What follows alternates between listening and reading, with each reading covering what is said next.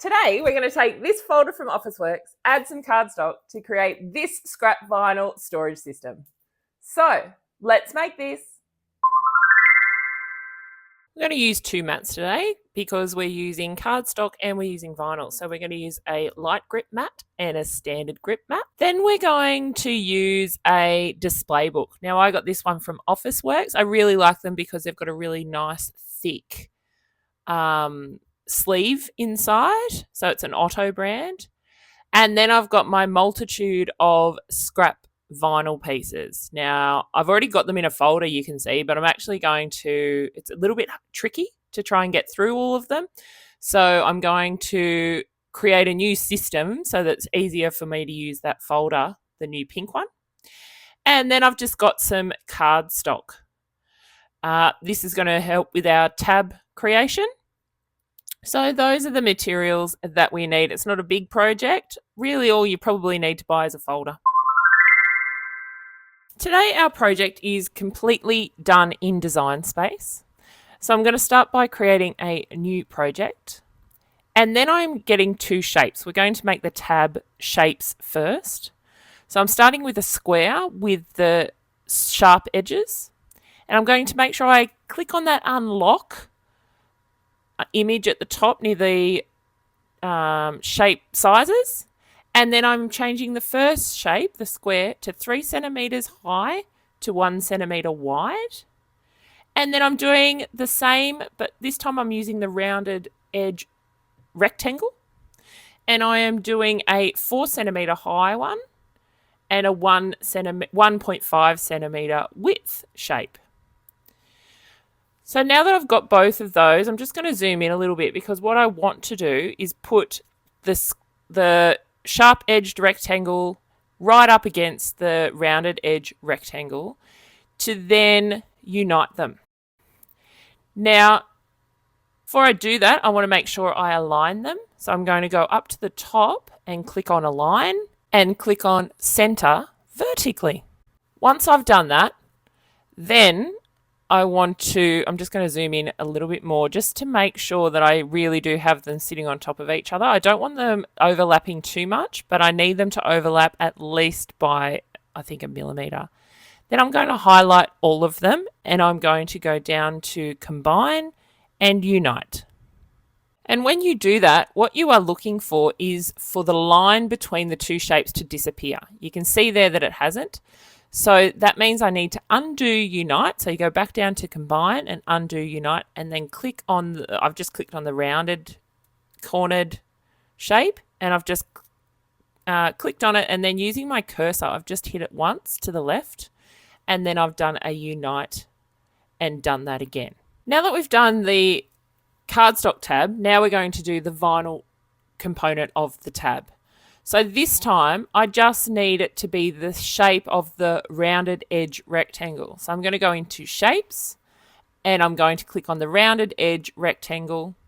I'm going to go up to the top, unclick on that lock, and then change it to a 4 centimeter high and a 1.5 centimeter width. Then I'm going to change it to the color red.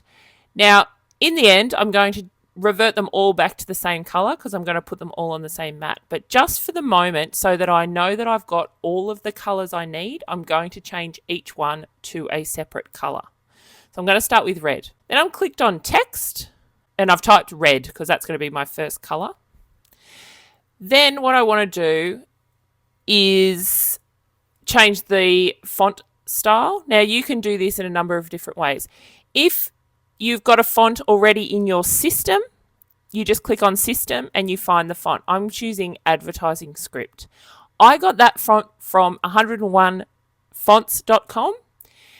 And if you want to know how to use that website, go back and click on my CAP video and that will show you how to go into 1001 fonts and download a font to put into your program. Now, if you've already got a font, you can click on the one in System. Or you could, if you're a Cricut member or if you like the free fonts that Cricut provide in their Design Space program, you can just click on the Design Space fonts. Now that I've chosen my font, I need to rotate it because I want it to run down from the top to the bottom of my tab.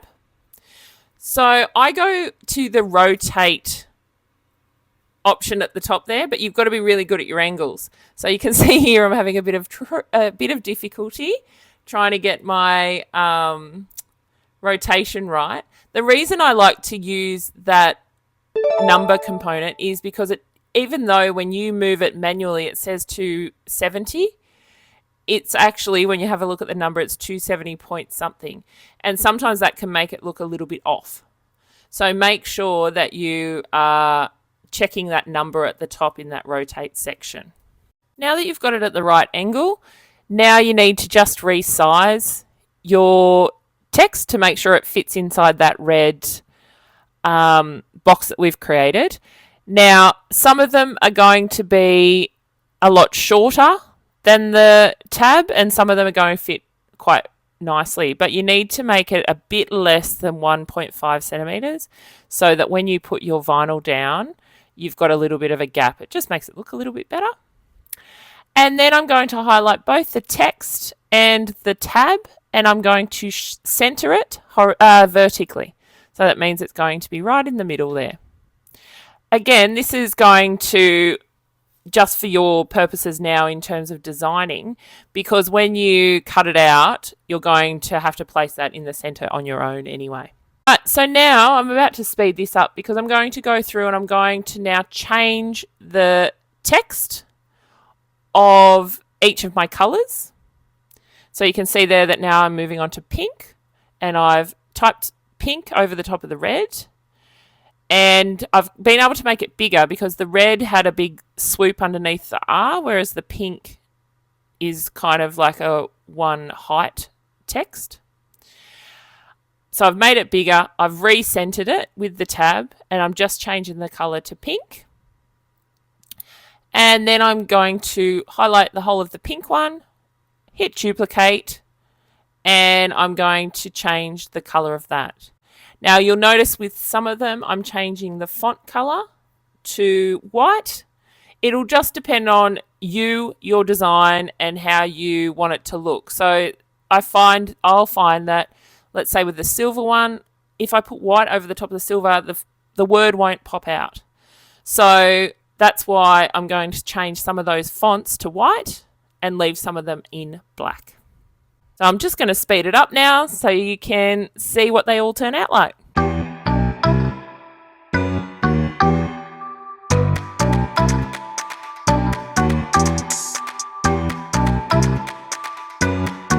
So I'm just going to duplicate the cardstock tabs now that I know how many colors I've got. So you can see here, I'm just going to duplicate each of those tabs so that I now have 12 of them. I'm going to keep them all the same color because we are cutting them all out of the same piece of cardstock. So now that I've got the tabs sorted, I'm going to do the front cover. Now the front cover can just have text. It needs to have something so that you know which one is your scrap vinyl, your adhesive vinyl, your iron-on, and your cardstock. But it could be just text. It could be text and image.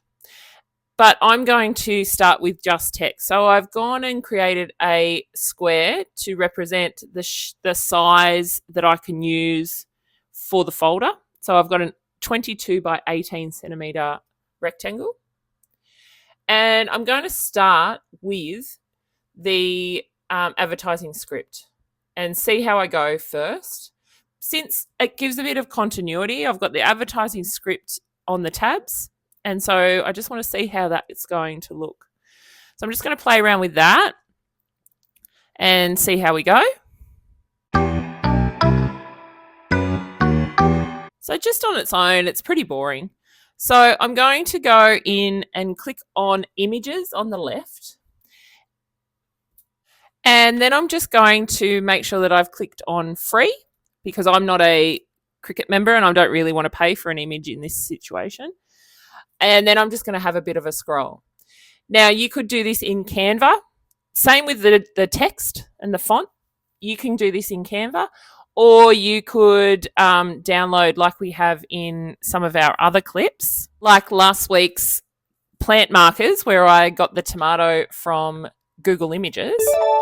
Otherwise, you can just scroll through the free images. Now, Cricut have got a little mascot called a Cricut Cutie. And so what I think I'm going to do, if I type in Cricut, then they see how they all appear, these little alien looking guys with antenna and eyes, little hybrid people. But if I scroll through, I'm going to find one that's got, I'm looking for something that looks like it's talking or saying, oh yeah, on the right hand side there, I've got a guy who's coming out of the earth and he's got a big speech bubble looking very distressed or excited. I can't really be sure. So I'm just going to click add to canvas. And then I think what I'm going to do is resize him to fit inside our square. And you can see here that, yeah, that looks really cute. So I'm just going to move the adhesive vinyl text off the square and I'm just going to resize him. And you can see that now my script font is way too big. And as I manipulate it, I'm not overly happy. In particular, the Y. I just think the Y in vinyl, and you cannot write script font in capital letters and have it still look good. You can do it if that's your thing, but I just find that a lot of those script fonts, their capital letters are good for the capital letter of a word, but not as a whole design. So I'm not going to change the Y or the word vinyl to capital letters using that advertising script font. But see here how it's like there's so much negative space in that speech bubble that's not balanced. So I'm going to change that, and I've got a font that I downloaded from 1001 Fonts, and it's called Kamika Access. And I'm just going to choose that because it's quite a bold font, and it gives it a little bit of movement because it's on an angle. So I'm going to choose that font.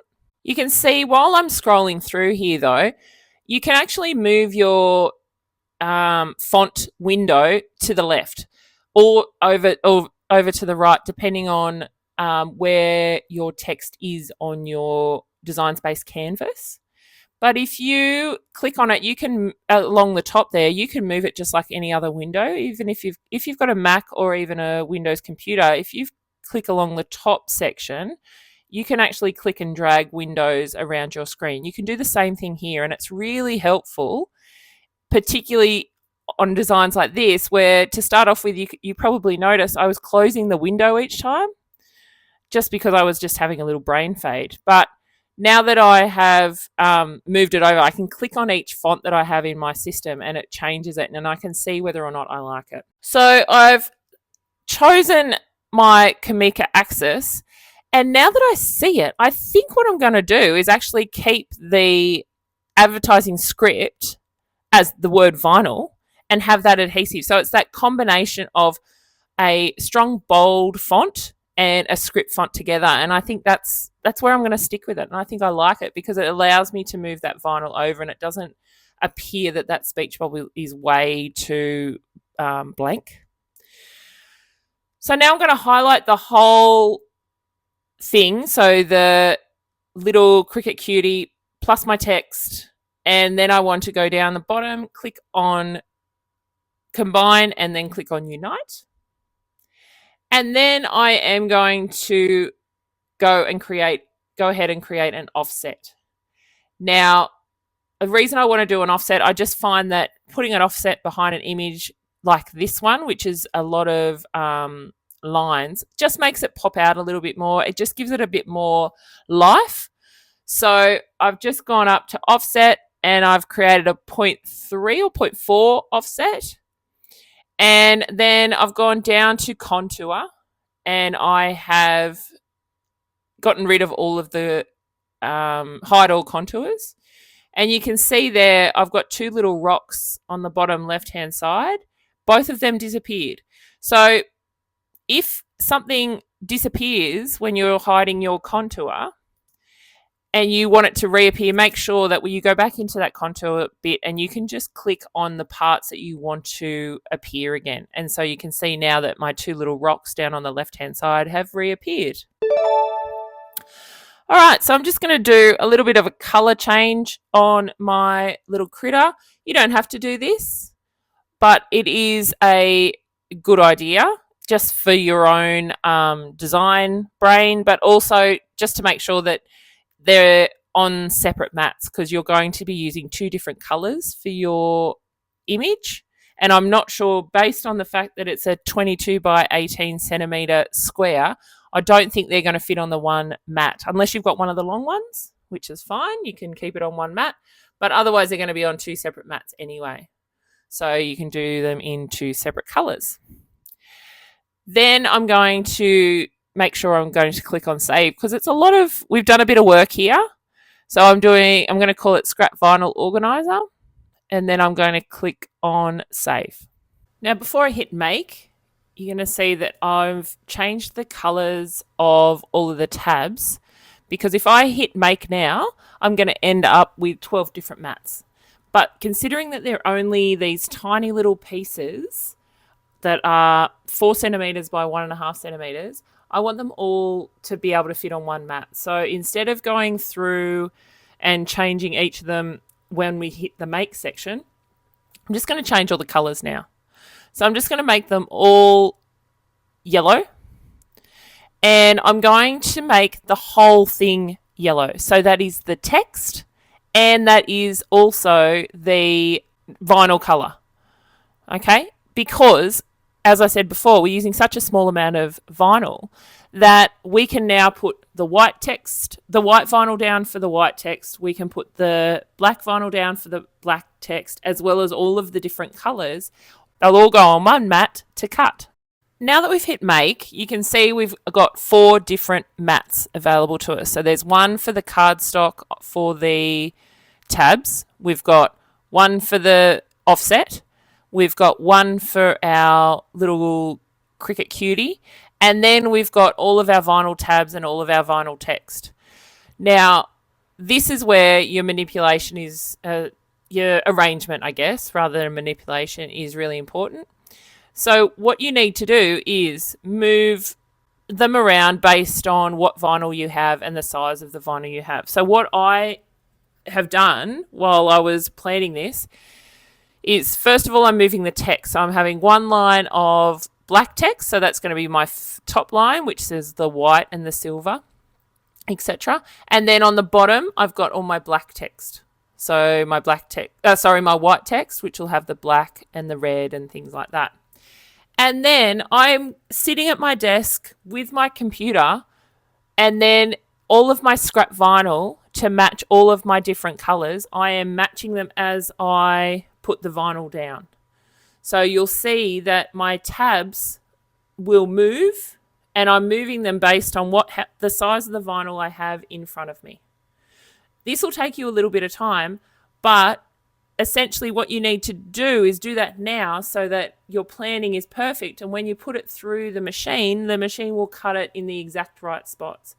Remember to leave space around your actual cuts, because even though you've put your little tab exactly on the line, and then you put your vinyl exactly on the line, it's not going to cut properly. So you can see I've just moved them just below a guideline, or to the right of a guideline, or to the left of a guideline.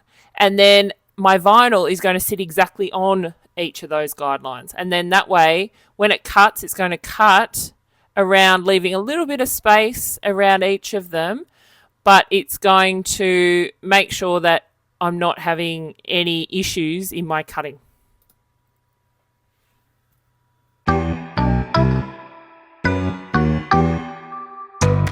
So you can see here what I mean. I have lined up all of my vinyl on the guidelines that are there. So on the mat in the program will be just off those guidelines, whereas my vinyl is sitting exactly on each of those guidelines. And now that we're in our make component and choosing our materials, we're going to choose cardstock for mat 1 because they are all of our little tabs. Otherwise, each of those are just going to be vinyl, and we're just going to have to use a fine point blade. So very straightforward in the cutting process.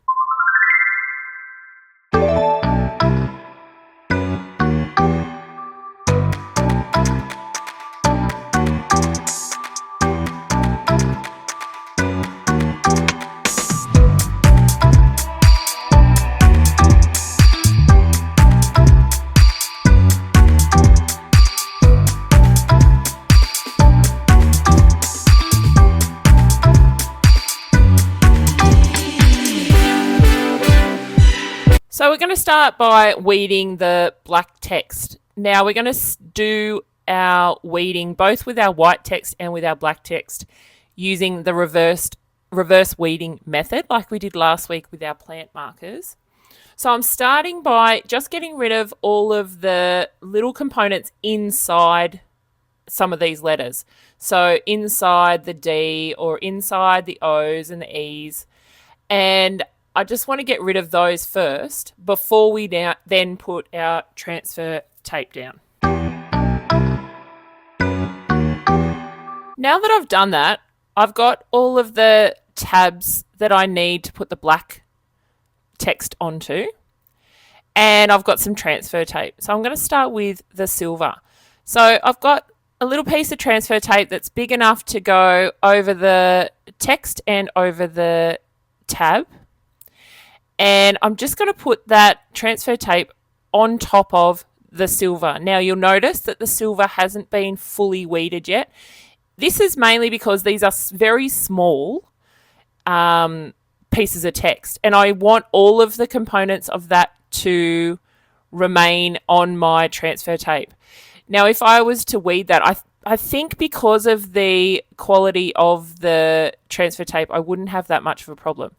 But because I've got an I in some of these, like this word here in particular, silver, the little dots above the I are very notorious for disappearing and being lifted when you are doing your weeding in the regular fashion. So this reverse weeding method, try most of the time, will ensure that little parts, particularly like the dot above an I, will remain with the transfer tape. So you can see there, that's exactly what's happened. I've removed the backing as well as the vinyl that surrounded the word silver, and it's come off perfectly. And now it's just a matter of eyeballing the middle of my silver vinyl and attaching that word silver to that vinyl tab. And then it becomes like a sticker. So now I can just lift that. I'm hoping that this is okay. The only problem I have, or the only concern I have, is that I'm working on cardstock. And reason I've kept that piece of transfer tape so small is because I want the least amount of contact with the cardstock. So you can see there that when I scrape, I'm only scraping over the top of the silver vinyl. I'm not doing any extra scraping over the cardstock area. And then I'm trying to lift as quick as possible so that the vinyl sticks to the cardstock, not the transfer tape. That's annoying. The silver has just had some of that, the stickiness from the transfer tape has just stayed on there. You could use a little bit of rubbing alcohol or some eucalyptus oil or something. Probably shouldn't be scratching it like that. So that's the first one. So I'm going to continue to do that, and I'll also do the same method for the white tabs, white text tabs as well. So I'm just going to speed that up so that you don't have to watch that over and over and over again.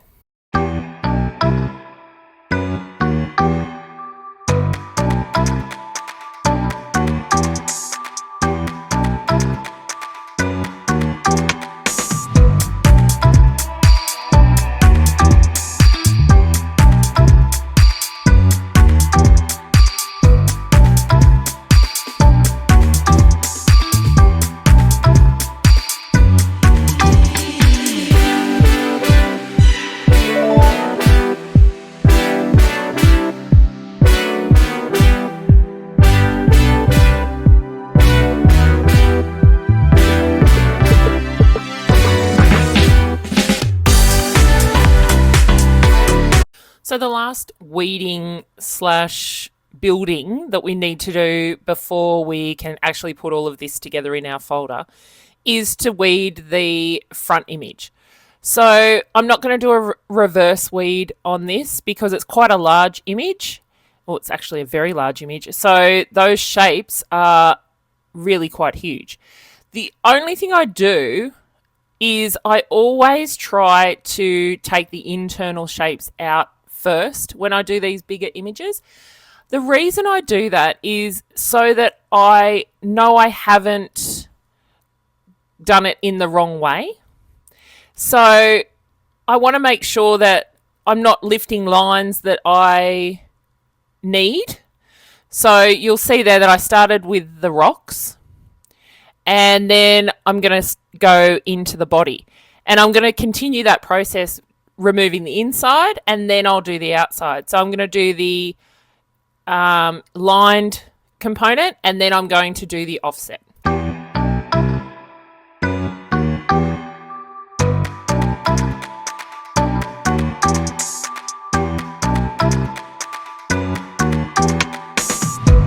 So now that I've weeded the large image and the offset, I'm going to place some transfer tape over the top of my outlined image. So the one that's got the adhesive vinyl text on it, now little cutie. So I'm just going to place that over the top. Make sure I've scraped that down really well, making sure that the transfer tape sticks right down onto each of those components. You can see that mine's a little bit lumpy, which I think is going to cause me a little bit of drama, but hopefully it won't be too, yep, there's my little bit of drama.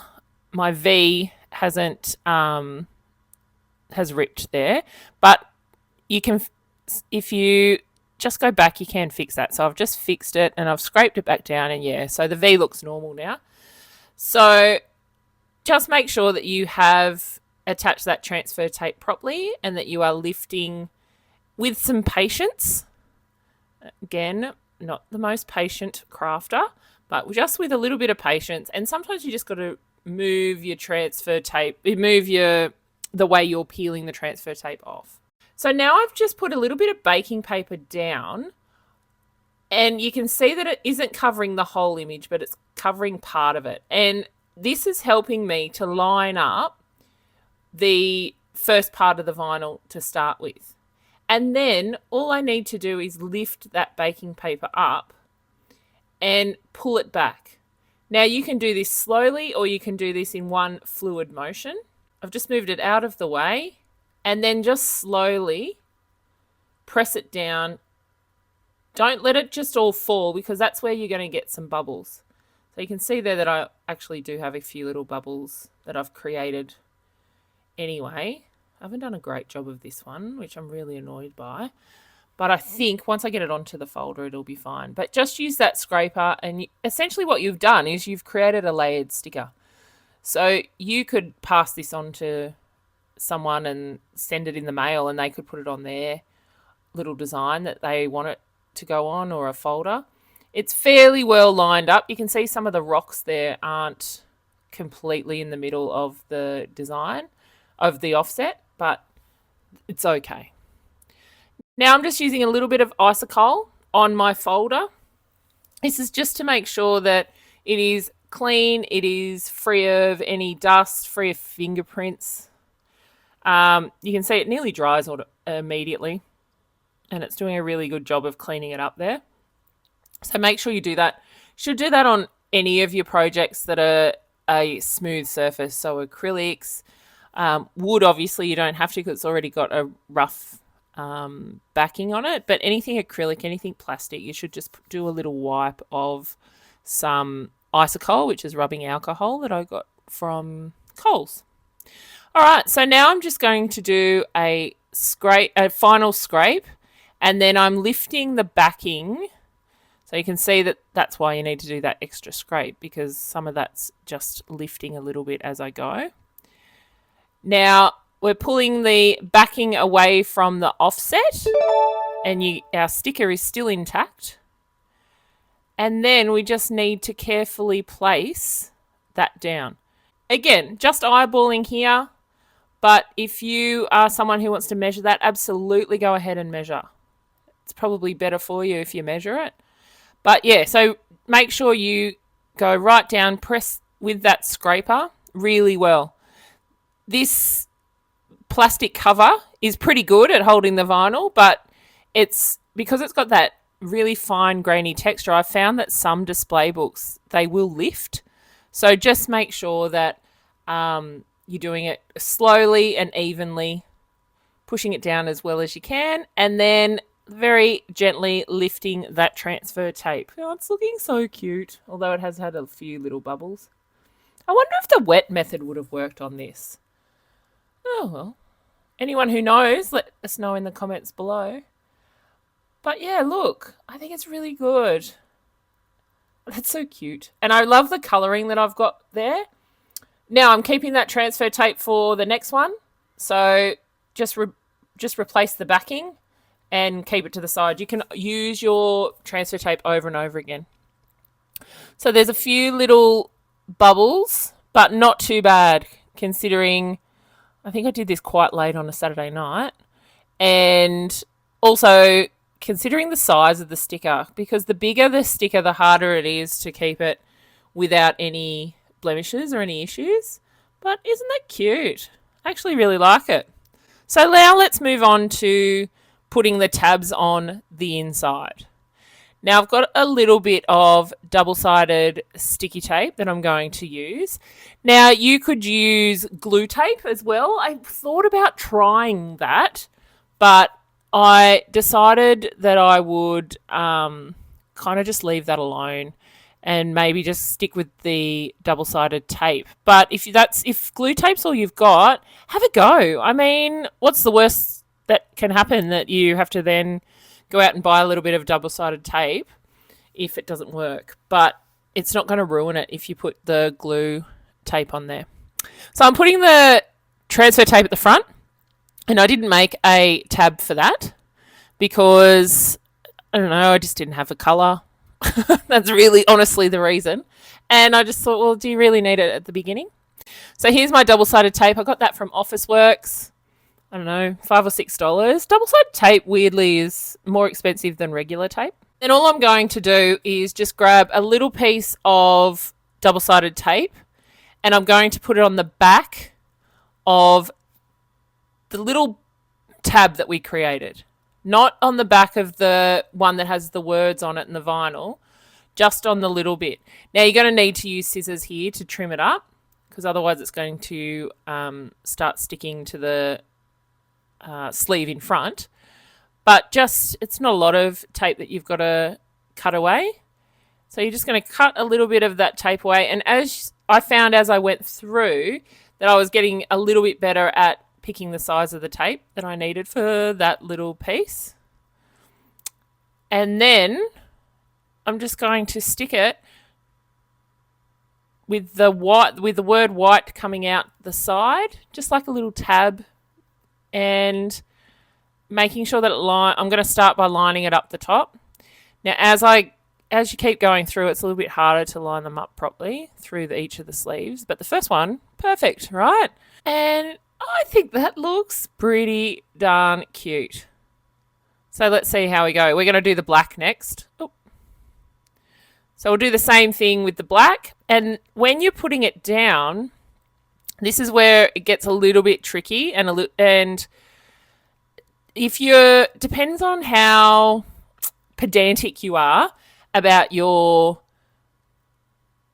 evenness. Because what you could actually do, we know that each of those are 4 centimeters. So what you could do now with the black one, you could actually grab your ruler and measure the next pocket, measure 4 centimeters down, and then put the top of the black there. But if you're not as pedantic like myself, you could just have a bit of a guess. So I've got the white. Oh, that'll be sticky tape sticking to me.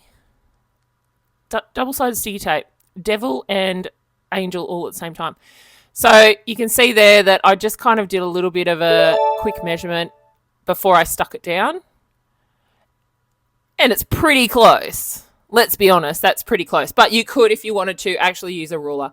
and go 4 centimeters and then 8 and then 12 and keep going down. But how cute is that? I think this is going to work. I really do. So I'm just going to speed that up and we'll go through the rest of the tabs.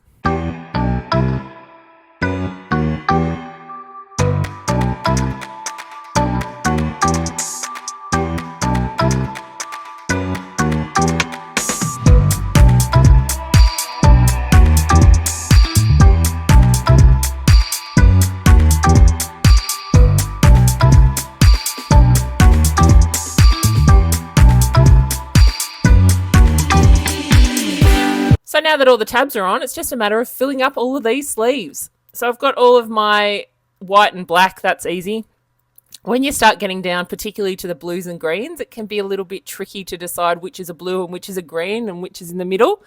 But I think it's going to be a great way of organising my vinyl and keeping it all together and making it easy to get to those scraps.